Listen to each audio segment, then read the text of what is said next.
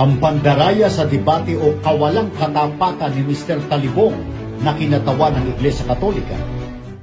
Ano ang kalaban natin doon sa debate o diskusyon? Ang Iglesia Katolika Apostolika Romana, si Mr.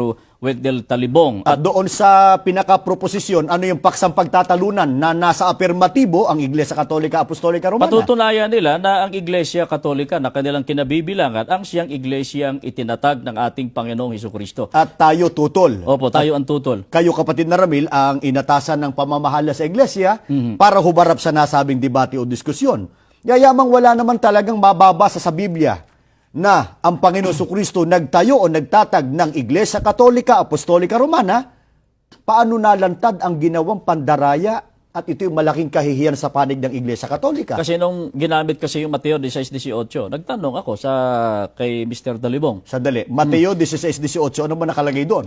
Itatayo ko ang aking iglesia. Yun ang nakalagay doon. Ang nagsasalita ang Panginoon Ang Jesucristo. ating Panginoong Jesucristo. Nang tinanong ko, diyan ba sa binasa mong talata, mayroon bang nakasulat diyan, Iglesia Katolika Apostolika Romana? Ay nakipag-showdown si Mr. Talibong, kapatid na Michael. Yun ang kinatawa na Iglesia Katolika Romana. Binasa niya, showdown, pinakita sa moderator, ang dala-dala niya na Biblia, Confraternity Version. Confraternity Version. Pagkatapos, nakita ko Confraternity Version. Meron din akong dalang Confraternity Version. Bihira lang kasi yung saling yan eh.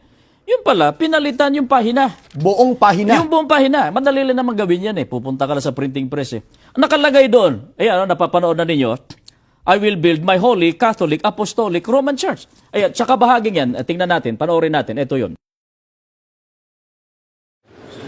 Seryoso, ikay ko kabisado sa kuwasa ko.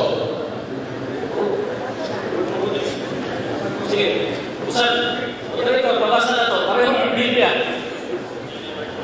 Sige, okay. Chapter 60, verses 18 and 18.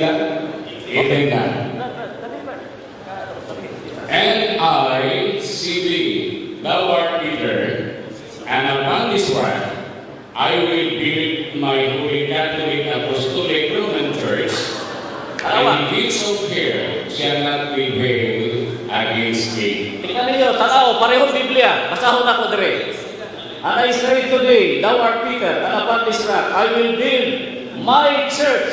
Iglesia Catholic Apostolic Romana sa ilang Biblia. Deception!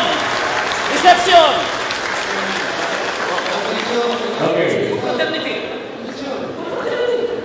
Okay. Paano ito babasa lagi? Objection.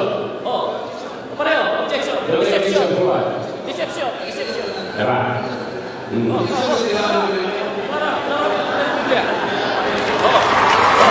Pareho Biblia. Dilago ang sita sa Biblia. Okay. Biblia. Kami ang really linguist.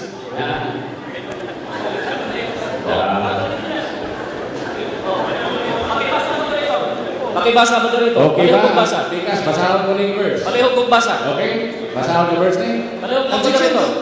Moderator. Hindi, nagpabasa ka ganina. Basahon sa nato original code. Basaha. Moderator, pabasa. Say, Bergan. Pabasa. Okay, unsay argumento sa... Ibasa ganina, pabasa ka Ang ako. objection na ito, tinahod moderator mo niya. Ang katungdanan ni Mr. Barba pangutanan ako, dili manubok basaha. Dili na pangutanan. Time sa time. Pero ikaw ni Mon Bigania nga kayo mabasa. Okay, sige. Kaya, ano yan? Karon, ang pangutanan, karon kuan kay nabasa naman. Okay. Basta ko basahong Biblia referensya bisan kung sa versus Biblia. Pareho Biblia, pareho confraternity. Giba ko. Imprimatur Spellman. Imprimatur Spellman. Confraternity version. Confraternity pareho ang kolor. Pero sa Mateo 16:18, klaro kayo ang papel, di ba ko? Diyan yun. I will say to the upon this rock, I will build my holy Catholic Apostolic Church. Di ba ko? Dire. I will build my church. Gilisdan, gibutangan ng Roman Catholic Apostolic Church. Deception!